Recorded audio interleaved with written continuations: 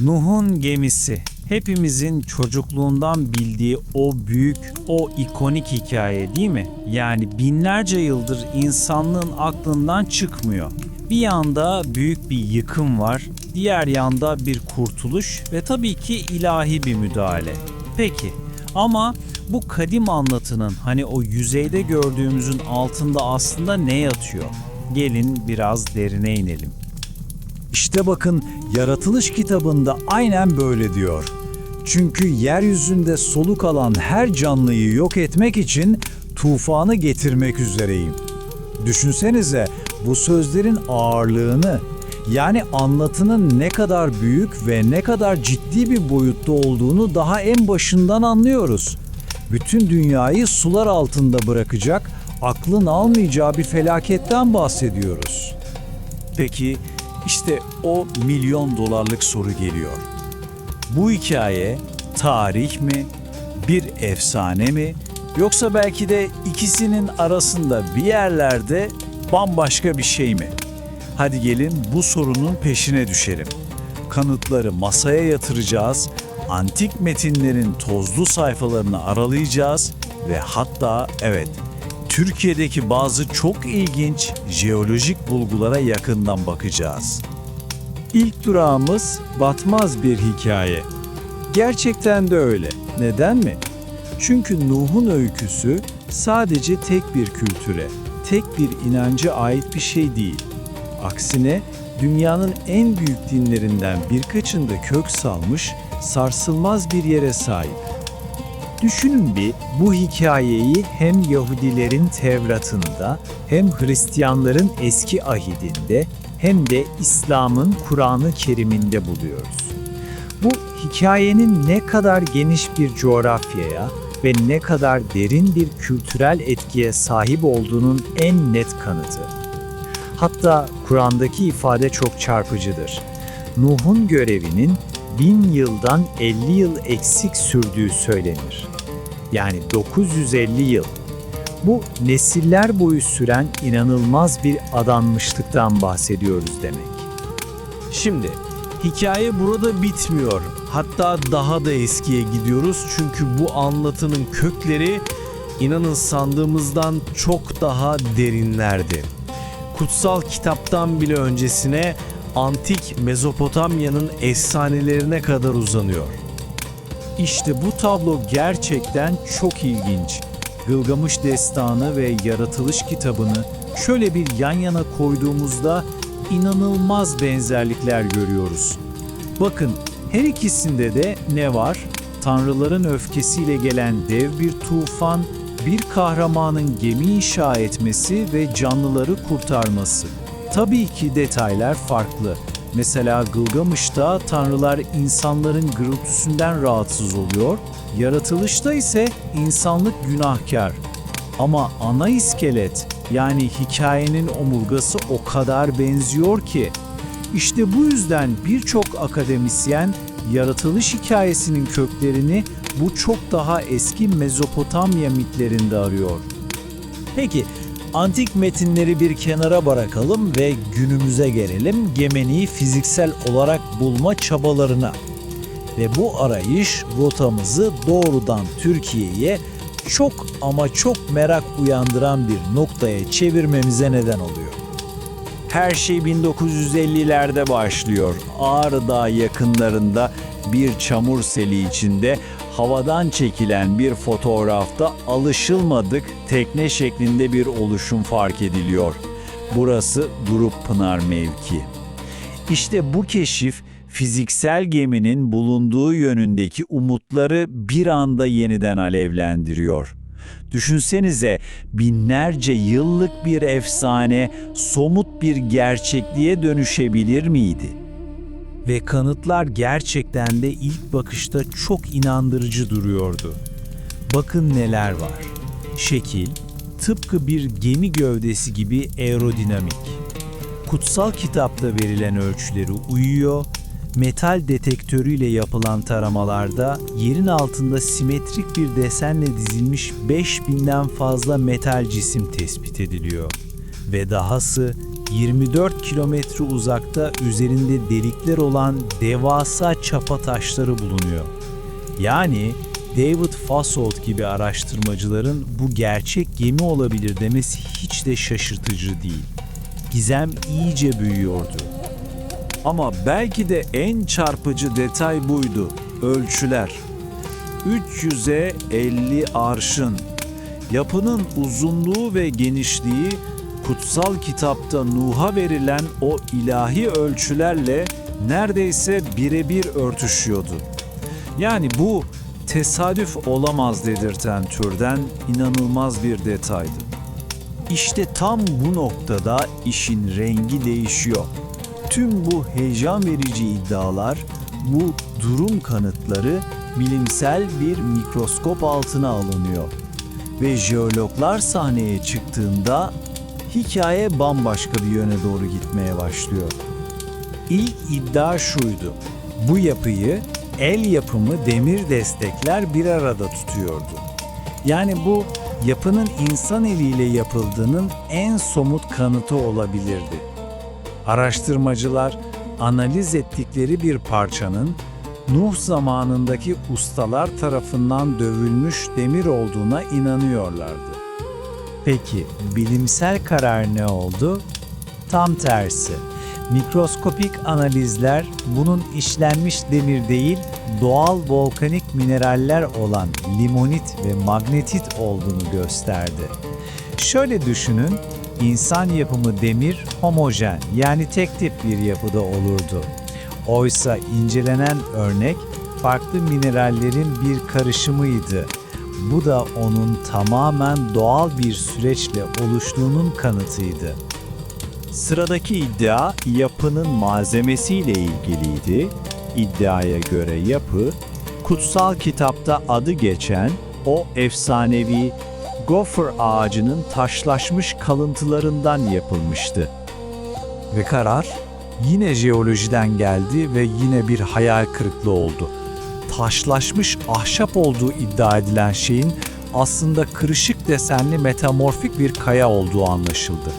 Yani yapılan incelemelerde ne fosilleşmiş ahşap, ne karbon, ne de saz gibi organik kalıntılara rastlandı.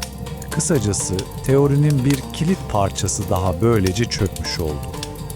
Peki o zaman akla şu soru geliyor: eğer insan yapımı değilse bu yapı nasıl bu kadar mükemmel bir gemi şeklini alabilmiş? İşte cevap yine jeolojide. Buna çift dalımlı sinklinal deniyor. Basitçe anlatmak gerekirse bu kaya katmanlarındaki U şeklinde bir kıvrım. Zamanla her iki ucu yukarı doğru itiliyor ve erozyonla aşındığında ortaya şaşırtıcı derecede tekneye benzer bir şekil çıkabiliyor. Yani doğa bazen en iyi heykeltıraştır. Ve geldik son, belki de en kesin kanıta. Adeta teorinin tabutuna çakılan son çivi. Jeologlar bu gemi şeklindeki yapının içi fosillerle dolu kireç taşı tarafından kesildiğini buldular. Bunun anlamı ne biliyor musunuz? Bu yapı üzerinde yüzdüğü iddia edilen tufan çökeltilerinden bile daha eski. Yani bu gemi varsayımsal tufandan bile daha yaşlıydı. İşte bu bulgu Durupınar mevkisinin Nuh'un gemisi olduğu teorisini bilimsel olarak kesin bir şekilde sona erdirdi. Peki, Durupınar'ın sadece doğal bir kaya oluşumu olduğunu anladık. Ama bu Nuh'un gemisi hikayesini daha az güçlü yapar mı? Kesinlikle hayır. Şimdi gelin bilimsel kanıtları bir anlıkla kenara bırakalım ve bu efsanenin asıl gücüne, neden binlerce yıldır batmadığına ve günümüz dünyası için ne ifade ettiğine bakalım. Bakın, bu karşılaştırma üzerinde düşünmeye değer. Bir yanda Nuh'un zamanı var. Dini bir figür olan Nuh, yaklaşan yıkıcı bir iklim değişikliği yani tufan konusunda insanları uyarıyor ama zamanın uzmanları onu dinlemiyor. Diğer yandaysa günümüz var. Bu sefer bilim insanları Yine yıkıcı bir iklim değişikliği yani küresel ısınma konusunda uyarıyor ve yine birçok kişi bu uyarıyı reddediyor. Her iki durumda da bir uyarı, bir inkar ve gezegenin geleceği için yüksek riskli bir tartışma var. Hikayenin iskeleti binlerce yıl sonra bile ne kadar da tanıdık geliyor değil mi? Sonuçta milyonlarca insan için gemi zaten hiçbir zaman tahta ve çivilerden ibaret olmadı. O her zaman çok daha fazlasıydı. Güçlü bir inanç, yıkım ve kurtuluş sembolü. Yani bu hikaye aslında insanlığın Tanrı ile olan ilişkisi hakkında. Umudun, ikinci bir şansın ve ilahi merhametin sembolü olmaya da devam ediyor. Evet, fiziksel gemi bir kaya olabilir ama hikayenin gücü sapasağlam yerinde duruyor. Peki tufan efsanesini bu kadar batmaz kılan ne? Belki de cevap hepimizin içinde bir yerlerde saklıdır. O büyük fırtınalardan kurtulma, her şeye temiz bir başlangıç yapma ve daha iyi bir dünya vaadine tutunma arzusu. Belki de işte tam da bu yüzden Nuh'un gemisi binlerce yıldır insanlığın kolektif hayal gücünde dimdik yüzmezlik. Aslında sandığımızdan çok daha ileri tekniklere sahiptiler. Peki en büyük problem neydi? O devasa uzunluğa ulaşmak için tahtaları, kirişleri birbirine nasıl ekleyeceklerdi? O dönemde bilinen 4 temel tekniğe bakalım. Birincisi kamalı zıvana birleşimi, ikincisi yapıştırıcı kullanılanlar, üçüncüsü daha karmaşık geçmeli sistemler ve son olarak metal parçalarla yapılan takviyeler. Ve işte bu nokta o dönemin ustalarının ne kadar zeki ve yaratıcı olmak zorunda olduğunu gösteriyor. En kritik, en çok yük binen bağlantılar için en akla yatan çözüm neydi? Bronz takviyeler. Tabii bu da yüzlerce ağır metal şeridi dökmek için ileri düzeyde bir metalürji bilgisi gerektiriyordu. Yani her ne kadar zor olsa da sağlam bir gemi için en mantıklı yol bu gibi görünüyor. Tamam, diyelim ki gemi bir şekilde inşa edildi. Peki hikayenin kendisi ne kadar orijinal? İşte şimdi bakış açımızı biraz değiştiriyoruz. Nasıl yapıldı sorusunu bir kenara bırakıp bu hikayenin dünyanın dört bir yanındaki diğer efsanelerde nasıl yankılandığına bakacağız. Yani daha büyük resme odaklanma zamanı. Bu noktada aklınıza şu soru gelebilir. Bu büyük tufan hikayesi sadece tek bir kültüre, tek bir kitaba mı ait? Cevap kesinlikle hayır. Aslında bu neredeyse tüm insanlığın paylaştığı ortak bir miras. Şimdi şu tabloya bir bakın. Asıl inanılmaz olan şey buradaki paralellikler. İbrani, Mezopotamya ve Yunan mitolojisindeki tufan hikayeleri. Hepsinin özünde ne var? İnsanlığın bir suçu yüzünden gelen ilahi bir öfke, bu felaketten kurtulmak için seçilen bir kahraman, bir çeşit kurtuluş gemisi ve felaketin ardından insanlığın yeniden başlaması. İnanılmaz değil mi? Ve bu sadece bu üçüyle sınırlı değil. Bu tema neredeyse evrensel. Hindistan'daki Mano efsanesinden tutun, Kuzey Amerika'daki Hopi kabilesinin hikayelerine kadar sanki bu hepimizin ortak hafızasında derinlerde bir yerde yatan bir anı gibi, belki de gerçekten yaşanan büyük sellerin, felaketlerin kolektif belleğimizdeki izi bu. Bir felaket, bir hayatta kalma mücadelesi ve her şeye yeniden başlama umudu. Bu hikaye kültürler arasında sürekli yankılanıyor. Peki şimdi merceğimizi biraz daha daraltalım ve çok daha spesifik bir karşılaştırmaya odaklanalım. Bu hikaye İbrahimi geleneğin iki büyük dininde, yani kutsal kitapta ve Kur'an'da nasıl yer buluyor, arada ne gibi farklar var? Buradaki en temel fark aslında tufanın ölçeği ve gemiye binenler. Bakın kutsal kitaptaki anlatıya göre tufan küresel. yani tüm dünyayı kaplıyor. Kur'an'daki anlatıda ise tufan daha yerel, yani Nuh'un iman etmeyen kavmini cezalandırmak için geliyor. Aynı şekilde kurtulanların kimler olduğu konusunda da önemli ayrımlar var. Kur'an'daki anlatımda çok dokunaklı, çok insani bir dram var. O da Nuh'un babasının uyarılarına rağmen gemiye binmeyi reddeden oğlu.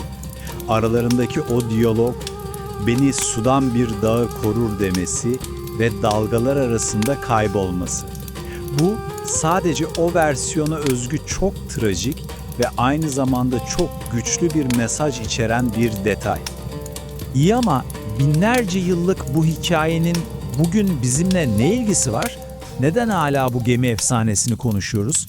Gelin şimdi de bu antik anlatının modern dünyamıza nasıl ulaştığına, ne gibi yansımaları olduğuna bakalım. İnanır mısınız? Bu gemi efsanesi bir zamanlar bilimi bile derinden etkilemiş. Özellikle jeoloji alanında büyük bir tartışma başlatmış. Dünyayı şekillendiren şey bu hikayedeki gibi ani, devasa felaketler miydi? Yoksa milyonlarca yıla yayılan yavaş ve sürekli değişimler mi? Bu iki teori uzun süre çarpıştı. Bugün ise bilim insanları artık ikisinin de doğru olduğunu söylüyor. Yani dünyanın tarihinde hem yavaş süreçler hem de ani büyük olaylar var. Ama hikayenin etkisi sadece bilimle sınırlı kalmadı. Bugün bile gemi, karşılaştığımız büyük zorluklar için çok güçlü bir metafor olarak kullanılıyor. Günümüzdeki tartışmalarda hala kendine yer buluyor. Mesela en çok nerede karşımıza çıkıyor biliyor musunuz? İklim değişikliği tartışmalarında. Tıpkı Nuh'un uyarıları gibi bilim insanlarının uyarılarına kulak vermenin önemini anlatmak için kullanılıyor. Yaklaşan bir felakete karşı hazırlanma gerekliliği için mükemmel bir metafor. Kurtuluş, hayatta kalma, insanlığın ne kadar kırılgan olduğu, bütün bu temalar sayesinde hikaye bugünle inanılmaz bir bağ kuruyor. Ve bu bölümü akıllarda kalacak bir soruyla bitirelim. İster gerçek bir tarih olarak bakın, ister bir mit ya da bir metafor olarak bu büyük tufan hikayesi nasıl oluyor da binlerce yıldır kolektif hayal gücümüzde bu kadar sağlam bir şekilde demir atmış durumda? Bu kadim anlatının gücü nereden geliyor ve neden bugün bile bize bir şeyler söylemeye devam ediyor? İşte bu soruların cevabını düşünmekte size kalmış.